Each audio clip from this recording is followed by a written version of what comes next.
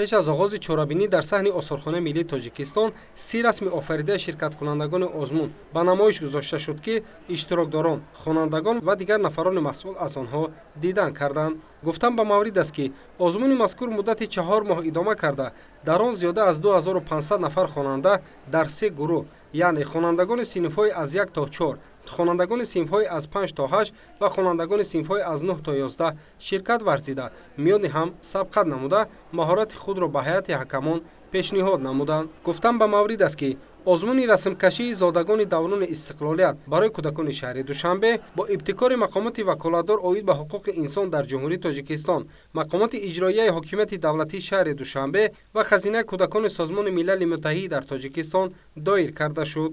озмун бо мақсади баландбардоштани сатҳи маърифати ҳуқуқии кӯдакону наврасон ва ба ин васила дар замири онҳо бедор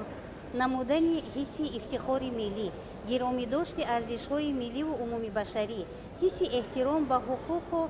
манфиатҳои кӯдакон ва мавқеи шаҳрвандии онҳо, ташаккули ҷаҳонбинӣ, зебоипарастӣ ва таҳкими нерӯи эҷодии кӯдакон баргузор гардид.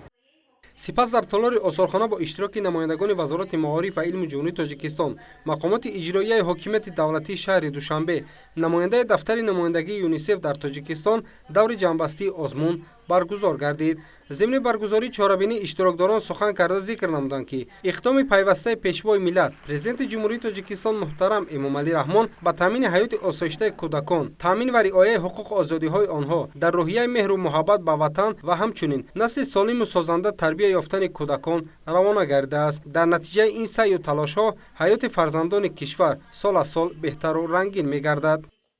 мақсад аз баргузории ин гуна чорабиниҳо пеш аз ҳама ин баланд бардоштани ҳисси ватандӯстии насли навр аст ва дар ин замина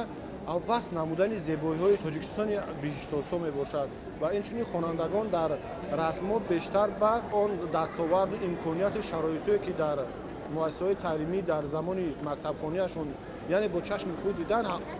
ҳамонро дар расмҳояшон яъне инъикос намуданд. дар идома масъулини мақомоти иҷроияи ҳокимияти давлатии шаҳри Душанбе сухан карда қайд намуданд, ки дар Ҷумҳурии Тоҷикистон бештар аз 30% аҳолиро кӯдакон ташкил медиҳанд ва онҳо мавриди ғамхориҳои давлату ҳукумати кишвар қарор доранд. дар ин самт мақомоти иҷроияи ҳокимияти давлатии шаҳри Душанбе дар соҳаи маориф, тандурустӣ, фарҳанг, кор бо занон ва оила, ҷавонон ва варзиш, рушди сайёҳӣ, ҳуқуқи кӯдак, самти ҳифз ва пешбурди ҳуқуқи кӯдак, таълиму тарбияи кӯдакон дар сатҳи баланд баргузор намудани чорабиниҳои фарҳангӣ барои кӯдакон назаррас мебошад. гуфтан ба маврид аст, ки аз 2500 нафар хонандае, ки дар озмуни мазкур иштирок карданд, 150 нафараш ба даври шаҳрӣ роҳ хат гирифтанд, ки дар вазъияти тантанавӣ ба онҳо аз ҷониби ҳозирин ифтихорнома ва тӯҳфаҳои моливу пулӣ тақдим карда шуд. барои иштироки фаъолона дар озмуни расмкашии зодагони даврони истиқлолият барои кӯдакони шаҳри Душанбе ва 75-солагии хазинаи кӯдакони Созмони Милали Муттаҳид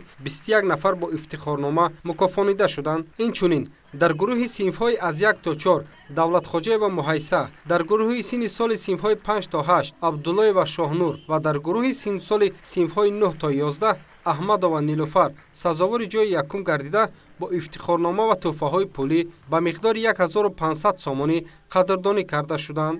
ин озмун аслан дар бораи зодагони даврони истиқлол мебошад, яъне дар бораи соҳаи истиқлолият, яъне ҳамаи он дастовардҳоеро ки мо дар ин соли истиқлолият ба даст овардаем, ҳамаи онро дар рӯи қоғоз тасвир кардам ва дар оянда кӯшиш мекунам, ки боз ҳам беҳтар шуда дар чунин озмунҳо доимо иштирок кунам ва доимо сазовори ҷои аввал гардам.